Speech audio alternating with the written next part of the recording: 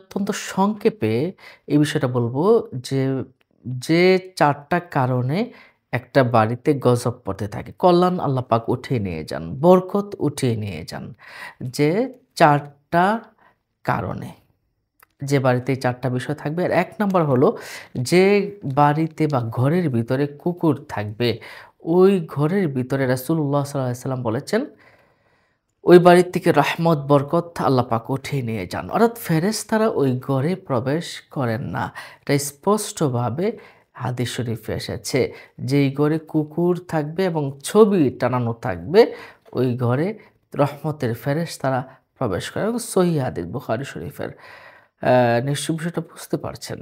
তাহলে ঘরের ভিতরে কুকুর রাখা, ঘরের ভিতরে ছবি রাখা এটা হাদিস শরীফ দ্বারা নিষেধ করা আছে। নিশ্চয়ই বিষয়টা বুঝতে পারছেন।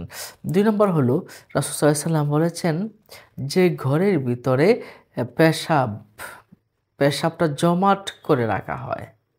অর্থাৎ এটা পরিষ্কার করা হয় না। কোনো পাত্রের মাঝে জমাট করে সারাক্ষণ পেশাবটা রেখে দেওয়া হয়। তখন ওই ঘরের ভিতরেও আপনার গজব আসতে থাকে।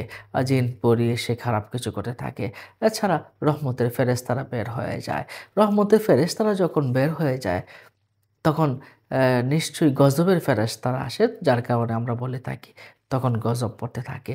হযরত আব্দুল্লাহ বিন ইয়াজিদ রাদিয়াল্লাহু তাআলা আনহু তিনি আত-তারকিব নামক কিতাবে এই বিষয়টা এসেছে। রাসূল সাল্লাল্লাহু আলাইহি ওয়াসাল্লাম বলেছেন যে ঘরে পেশাবের বাটি জমা করে রাখা হয়, সে ঘরে ফেরেশতা আসে না। সুবহানাল্লাহ, সুবহানাল্লাহ, আস্তাগফিরুল্লাহ, নাউযু বিল্লাহ। আল্লাহ আমাদেরকে হেফাজত করুন।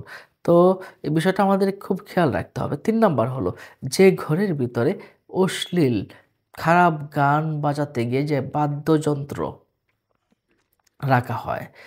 যেমন ঢোল, তবলা, বেহালা, হারমোনিয়াম, বাঁশি যেগুলো অশ্লীল গান করা হয়। এই টাইপের বাদ্যযন্ত্র যে ঘরের ভিতরে রাখা হয়, সেই ঘরের ভিতরেও আল্লাহ সুবহানাহু ওয়া তাআলা তার রহমত উঠিয়ে নিয়ে যান, গজব পড়তে থাকেন।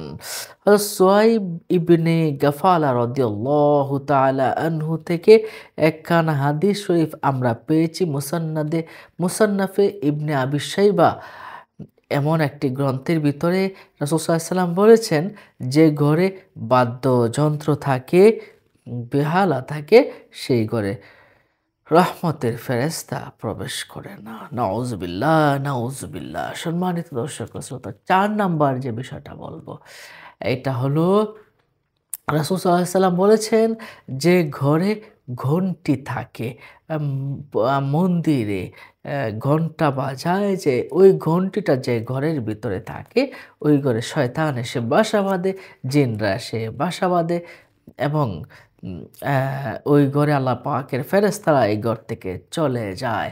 আবু দাউদ শরীফের হাদিস শরীফে এই বিষয়টা এসেছে যে ঘরে ঘন্টি থাকে সেই ঘরে আল্লাহর গজব পড়তেই থাকে। নিশ্চয়ই এই ৪ টা বিষয় আপনারা বুঝতে পেরেছেন। আপনাদের কোনো প্রশ্ন থাকলে আমাদের কমেন্ট বক্সে আপনারা প্রশ্ন করতে পারেন। ভালো থাকুন, সুস্থ থাকুন। দেখা হবে পরবর্তী ভিডিওতে। আসসালামু আলাইকুম ওয়া রাহমাতুল্লাহি ওয়া বারাকাতুহু।